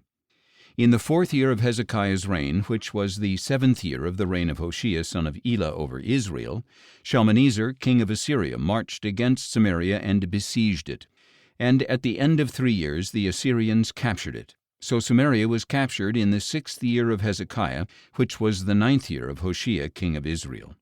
The king of Assyria exiled the Israelites to Assyria and settled them in Halah in Gozan by the Habor River, and in the cities of the Medes. This happened because they did not listen to the voice of the Lord their God, but violated his covenant, all that Moses the servant of the Lord had commanded, and would neither listen nor obey. In the 14th year of Hezekiah's reign, Sennacherib king of Assyria attacked and captured all the fortified cities of Judah. So Hezekiah king of Judah sent word to the king of Assyria at Lachish, saying, I have done wrong. Withdraw from me, and I will pay whatever you demand from me. And the king of Assyria exacted from Hezekiah king of Judah 300 talents of silver and 30 talents of gold. Hezekiah gave him all the silver that was found in the house of the Lord and in the treasuries of the royal palace.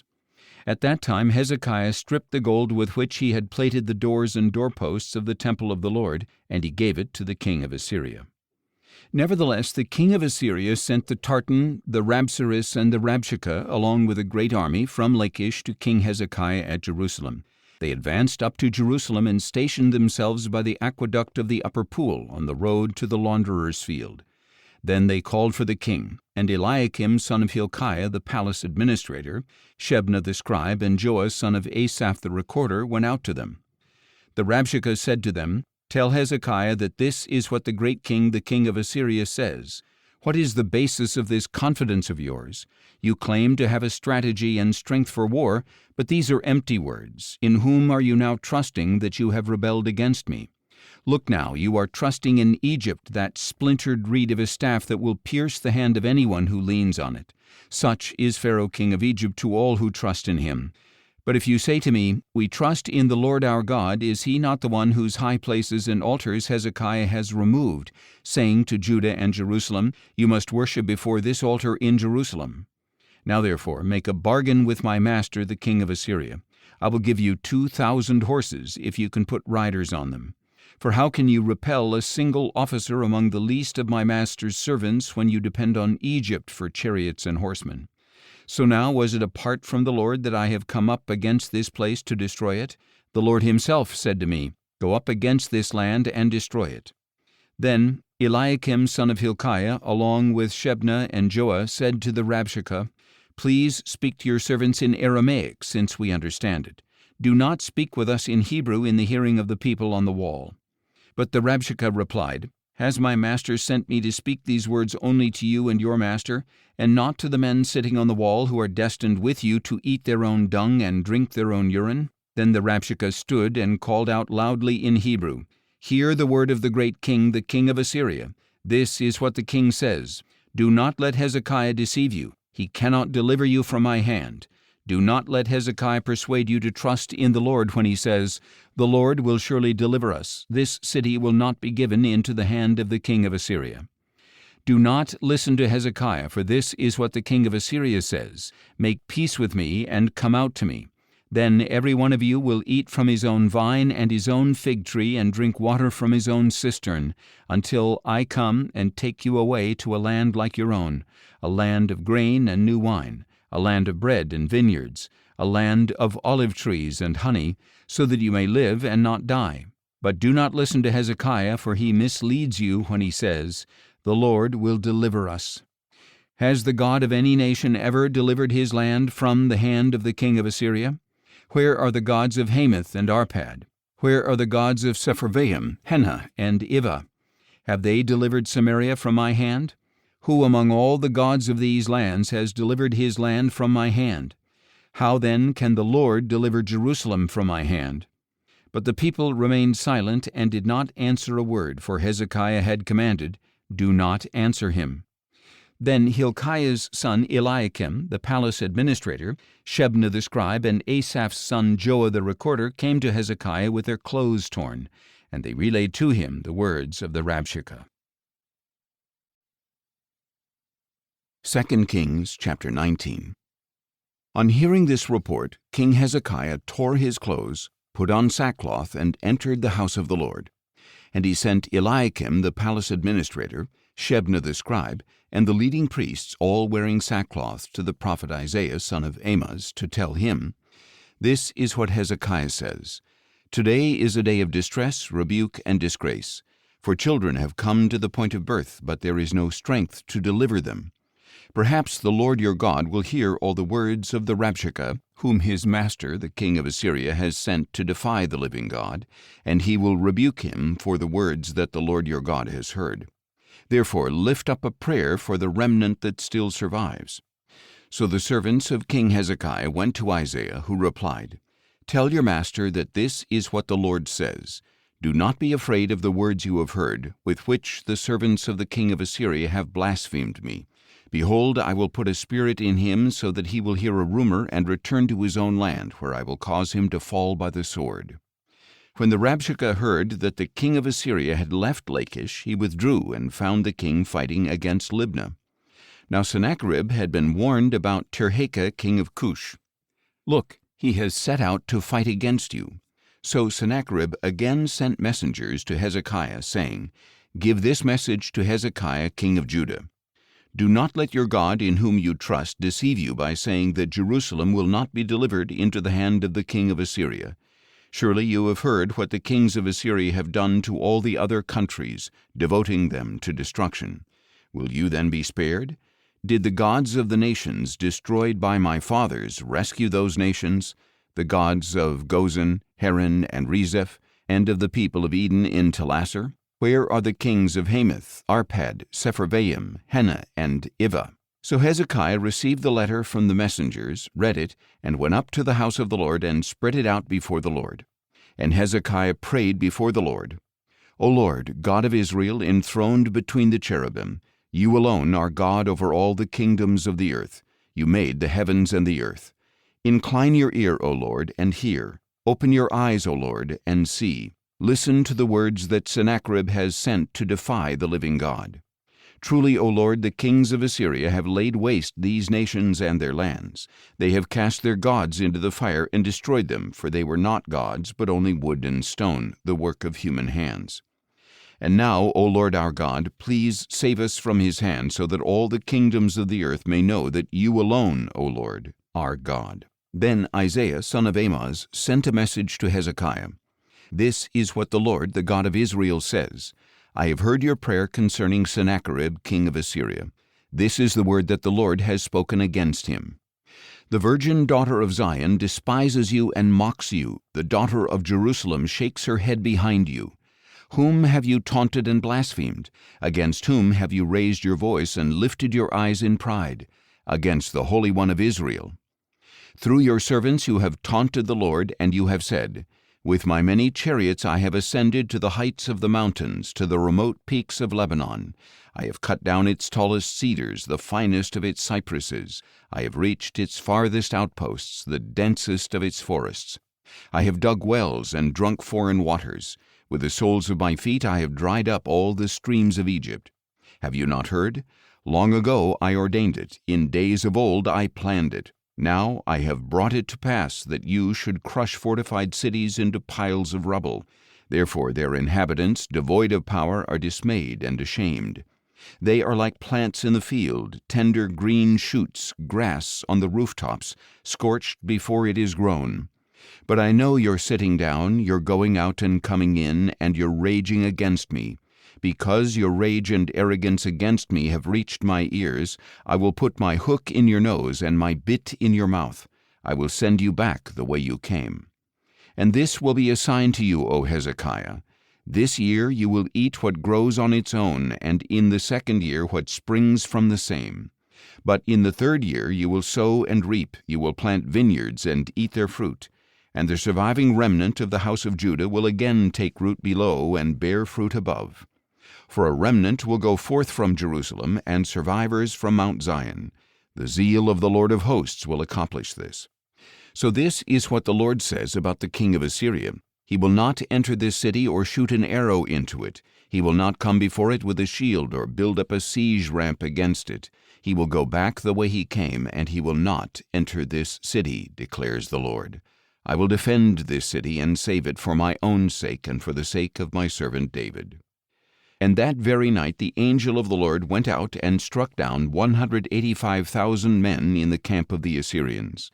When the people got up the next morning, there were all the dead bodies. So Sennacherib, king of Assyria, broke camp and withdrew. He returned to Nineveh and stayed there. One day, while he was worshipping in the temple of his god Nisroch, his sons Adramelech and Sharezer put him to the sword and escaped to the land of Ararat. And his son Esarhaddon reigned in his place. 2 Kings chapter 20. In those days Hezekiah became mortally ill. The prophet Isaiah, son of Amoz, came to him and said, "This is what the Lord says, Put your house in order, for you are about to die, you will not recover." Then Hezekiah turned his face to the wall and prayed to the Lord, saying, "Please, O Lord, remember how I have walked before you faithfully and with wholehearted devotion. I have done what was good in your sight." And Hezekiah wept bitterly. Before Isaiah had left the middle courtyard, the word of the Lord came to him, saying, "Go back and tell Hezekiah, the leader of my people, that this is what the Lord, the God of your father David, says. I have heard your prayer. I have seen your tears. I will surely heal you. On the third day from now you will go up to the house of the Lord. I will add 15 years to your life, and I will deliver you and this city from the hand of the king of Assyria. I will defend this city for my sake and for the sake of my servant David." Then Isaiah said, "Prepare a poultice of figs." So they brought it and applied it to the boil, and Hezekiah recovered. Now Hezekiah had asked Isaiah, "What will be the sign that the Lord will heal me and that I will go up to the house of the Lord on the third day?" And Isaiah had replied, "This will be a sign to you from the Lord that he will do what he has promised. Would you like the shadow to go forward 10 steps or back 10 steps?" "It is easy for the shadow to lengthen 10 steps, answered Hezekiah, "but not for it to go back 10 steps. So Isaiah the prophet called out to the Lord, and he brought the shadow back the 10 steps it had descended on the stairway of Ahaz. At that time Merodach-Baladan, son of Baladan, king of Babylon, sent letters and a gift to Hezekiah, for he had heard about Hezekiah's illness. And Hezekiah received the envoys and showed them all that was in his treasure house, the silver, the gold, the spices, and the precious oil, as well as his armory, all that was found in his storehouses. There was nothing in his palace or in all his dominion that Hezekiah did not show them. Then the prophet Isaiah went to King Hezekiah and asked, "Where did those men come from, and what did they say to you?" "They came from a distant land," Hezekiah replied, "from Babylon." "What have they seen in your palace?" Isaiah asked. "They have seen everything in my palace," answered Hezekiah. "There is nothing among my treasures that I did not show them." Then Isaiah said to Hezekiah, "Hear the word of the Lord. The time will surely come when everything in your palace and all that your fathers have stored up until this day will be carried off to Babylon. Nothing will be left, says the Lord, and some of your descendants, your own flesh and blood, will be taken away to be eunuchs in the palace of the king of Babylon." But Hezekiah said to Isaiah, "The word of the Lord that you have spoken is good," for he thought, "Will there not at least be peace and security in my lifetime?" As for the rest of the acts of Hezekiah, along with all his might, and how he constructed the pool and the tunnel to bring water into the city, are they not written in the book of the Chronicles of the kings of Judah? And Hezekiah rested with his fathers, and his son Manasseh reigned in his place. 2 Kings chapter 21. Manasseh was 12 years old when he became king, and he reigned in Jerusalem 55 years. His mother's name was Hephzibah, and he did evil in the sight of the Lord by following the abominations of the nations that the Lord had driven out before the Israelites. For he rebuilt the high places that his father Hezekiah had destroyed, and he raised up altars for Baal. He made an Asherah pole, as King Ahab of Israel had done, and he worshipped and served all the host of heaven. Manasseh also built altars in the house of the Lord, of which the Lord had said, In Jerusalem I will put my name. In both courtyards of the house of the Lord he built altars to all the host of heaven. He sacrificed his own son in the fire, practiced sorcery and divination, and consulted mediums and spiritists. He did great evil in the sight of the Lord, provoking him to anger. Manasseh even took the carved Asherah pole he had made and set it up in the temple, of which the Lord had said to David and his son Solomon, In this temple and in Jerusalem, which I have chosen out of all the tribes of Israel, I will establish my name forever. I will never again cause the feet of the Israelites to wander from the land that I gave to their fathers, if only they are careful to do all that I have commanded them, the whole law that my servant Moses commanded them. But the people did not listen, and Manasseh led them astray, so that they did greater evil than the nations that the Lord had destroyed before the Israelites. And the Lord spoke through his servants the prophets, saying, Since Manasseh king of Judah has committed all these abominations, acting more wickedly than the Amorites who preceded him, and with his idols has caused Judah to sin, this is what the Lord, the God of Israel, says. Behold, I am bringing such calamity upon Jerusalem and Judah that the news will reverberate in the ears of all who hear it. I will stretch out over Jerusalem the measuring line used against Samaria and the plumb line used against the house of Ahab, and I will wipe out Jerusalem as one wipes out a bowl, wiping it and turning it upside down. So I will forsake the remnant of my inheritance and deliver them into the hands of their enemies. And they will become plunder and spoil to all their enemies, because they have done evil in my sight and have provoked me to anger from the day their fathers came out of Egypt until this day. Moreover, Manasseh shed so much innocent blood that he filled Jerusalem from end to end, in addition to the sin that he had caused Judah to commit, doing evil in the sight of the Lord. As for the rest of the acts of Manasseh, along with all his accomplishments and the sin that he committed, are they not written in the book of the Chronicles of the kings of Judah? And Manasseh rested with his fathers and was buried in his palace garden, the garden of Uzzah, and his son Amon reigned in his place. Amon was 22 years old when he became king, and he reigned in Jerusalem 2 years. His mother's name was Meshullemeth, daughter of Heres. She was from Jotbah. And he did evil in the sight of the Lord, as his father Manasseh had done. He walked in all the ways of his father, and he served and worshipped the idols his father had served. He abandoned the Lord, the God of his fathers, and did not walk in the way of the Lord. Then the servants of Amon conspired against him and killed the king in his palace. But the people of the land killed all those who had conspired against King Amon, and they made his son Josiah king in his place. As for the rest of the acts of Amon, along with his accomplishments, are they not written in the book of the Chronicles of the kings of Judah? And he was buried in his tomb in the garden of Uzzah, and his son Josiah reigned in his place. 2 Kings chapter 22. Josiah was 8 years old when he became king, and he reigned in Jerusalem 31 years. His mother's name was Jedidah, daughter of Adaiah. She was from Bozkath. And he did what was right in the eyes of the Lord, and walked in all the ways of his father David. He did not turn aside to the right or to the left. Now in the 18th year of his reign, King Josiah sent the scribe Shaphan, son of Azaliah, the son of Meshullam, to the house of the Lord, saying, Go up to Hilkiah the high priest, and have him count the money that has been brought into the house of the Lord, which the doorkeepers have collected from the people. And let them deliver it into the hands of the supervisors of those doing the work on the house of the Lord, who in turn are to give it to the workmen repairing the damages to the house of the Lord, to the carpenters, builders, and masons, to buy timber and dressed stone to repair the temple. But they need not account for the money put into their hands, since they are working with integrity. Then Hilkiah the high priest said to Shaphan the scribe, I have found the book of the law in the house of the Lord. And he gave it to Shaphan, who read it. And Shaphan the scribe went to the king and reported, Your servants have paid out the money that was found in the temple, and have put it into the hands of the workers and supervisors of the house of the Lord. Moreover, Shaphan the scribe told the king, "Hilkiah the priest has given me a book." And Shaphan read it in the presence of the king.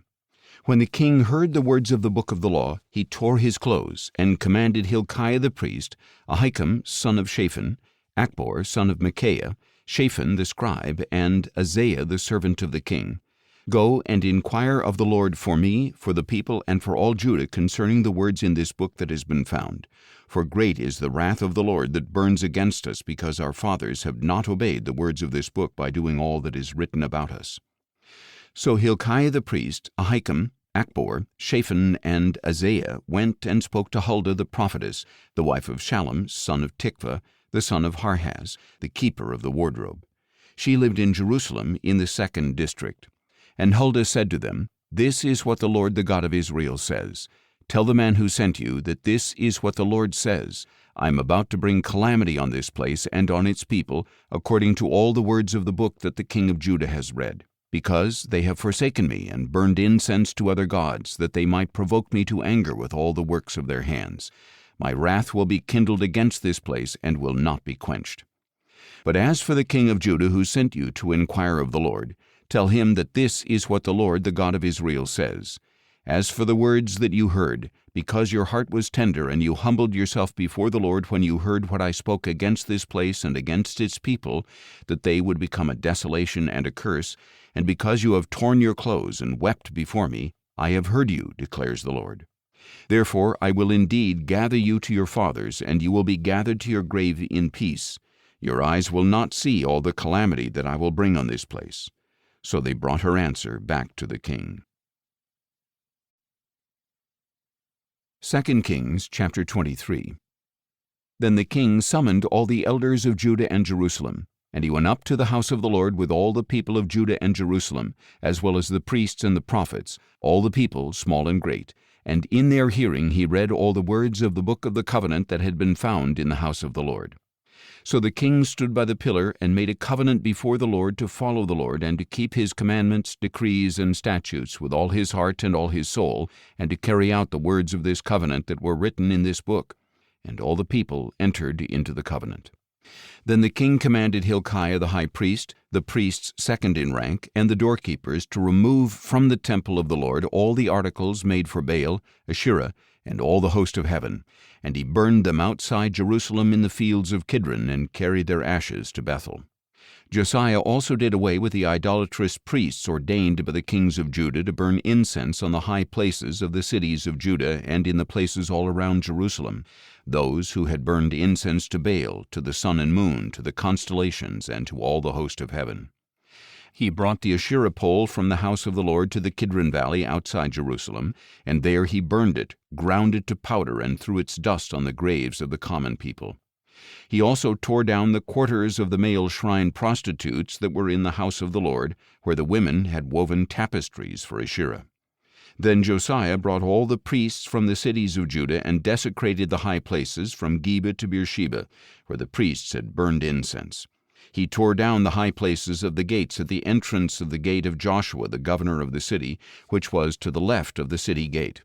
Although the priests of the high places did not come up to the altar of the Lord in Jerusalem, they ate unleavened bread with their fellow priests. He also desecrated Topheth in the valley of Ben Hinnom, so that no one could sacrifice his son or daughter in the fire to Molech. And he removed from the entrance to the house of the Lord the horses that the kings of Judah had dedicated to the sun. They were in the court near the chamber of an official named Nathan-Melech, and Josiah burned up the chariots of the sun. He pulled down the altars that the kings of Judah had set up on the roof near the upper chambers of Ahaz, and the altars that Manasseh had set up in the 2 courtyards of the house of the Lord. The king pulverized them there and threw their dust into the Kidron valley. The king also desecrated the high places east of Jerusalem, to the south of the Mount of Corruption, which King Solomon of Israel had built for Ashtoreth, the abomination of the Sidonians, for Chemosh, the abomination of the Moabites, and for Milcom, the abomination of the Ammonites. He smashed the sacred pillars to pieces, cut down the Asherah poles, and covered the sites with human bones. He even pulled down the altar at Bethel, the high place set up by Jeroboam son of Nebat, who had caused Israel to sin. Then he burned the high place, ground it to powder, and burned the Asherah pole. And as Josiah turned, he saw the tombs there on the hillside, and he sent someone to take the bones out of the tombs, and he burned them on the altar to defile it, according to the word of the Lord proclaimed by the man of God who had foretold these things. Then the king asked, "What is this monument I see?" And the men of the city replied, "It is the tomb of the man of God who came from Judah and pronounced these things that you have done to the altar of Bethel." "Let him rest," said Josiah. "Do not let anyone disturb his bones." So they left his bones undisturbed, along with those of the prophet who had come from Samaria. Just as Josiah had done at Bethel, so also in the cities of Samaria he removed all the shrines of the high places set up by the kings of Israel who had provoked the Lord to anger. On the altars he slaughtered all the priests of the high places, and he burned human bones on them. Then he returned to Jerusalem.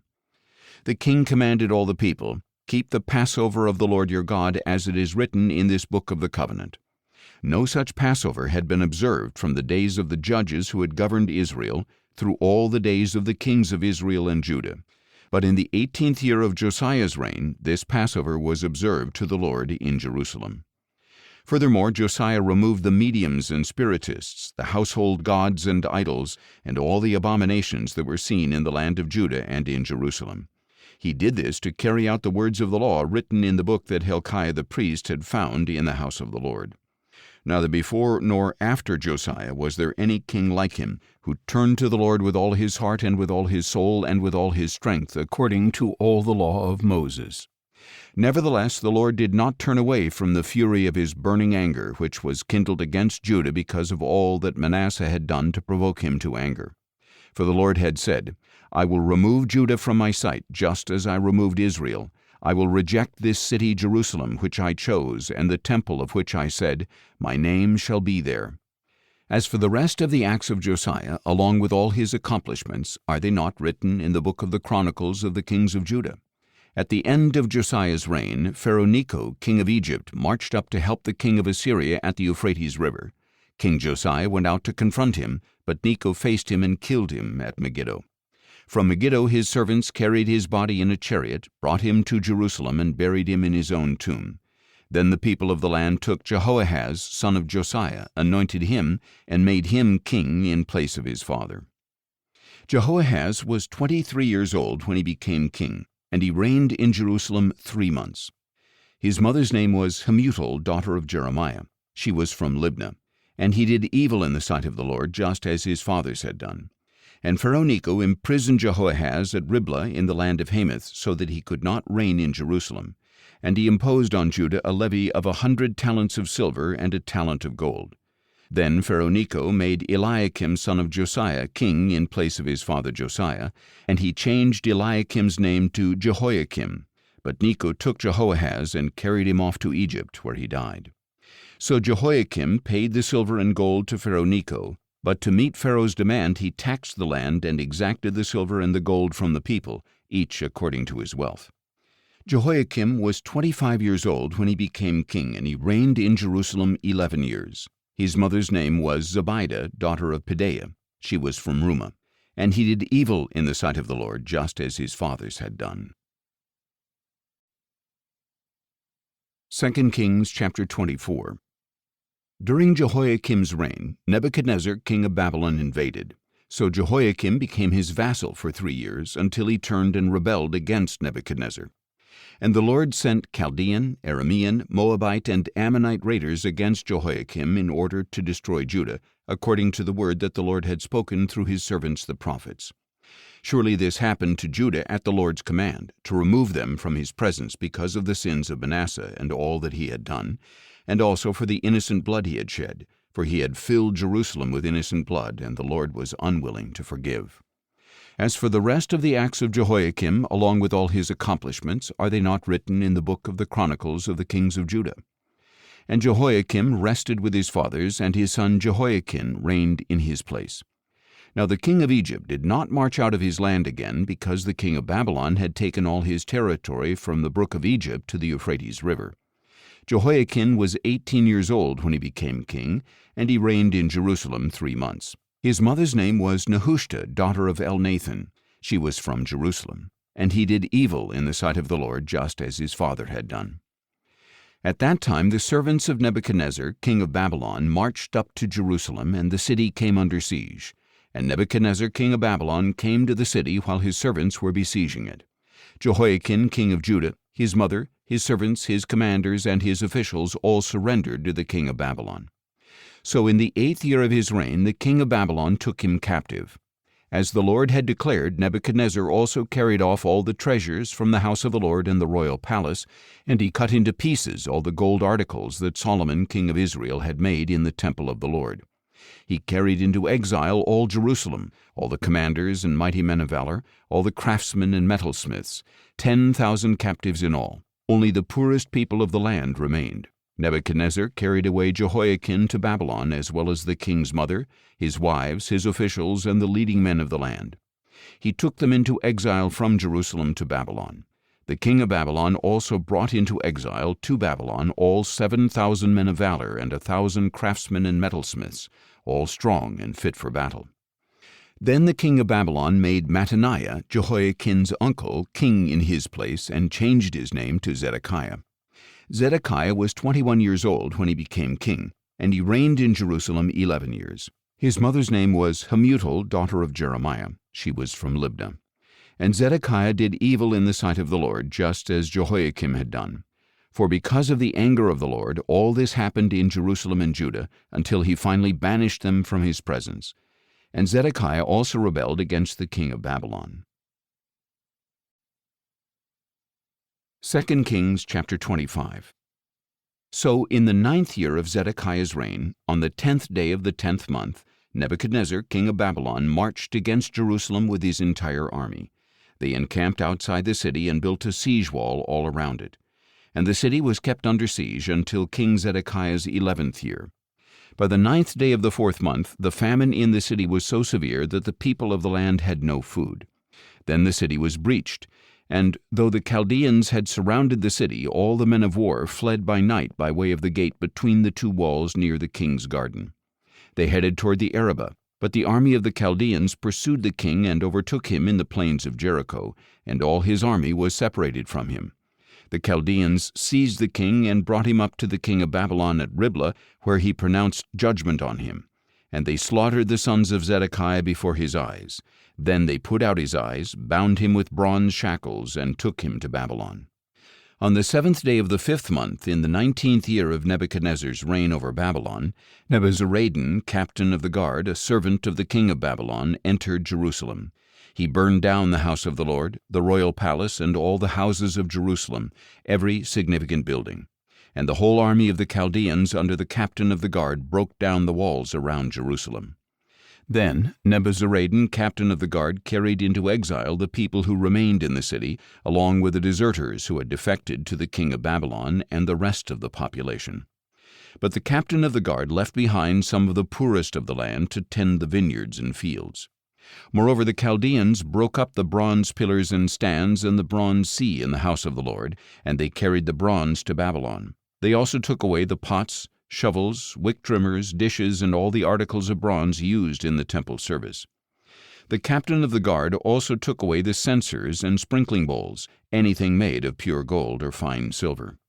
As for the 2 pillars, the sea, and the movable stands that Solomon had made for the house of the Lord, the weight of the bronze from all these articles was beyond measure. Each pillar was 18 cubits tall.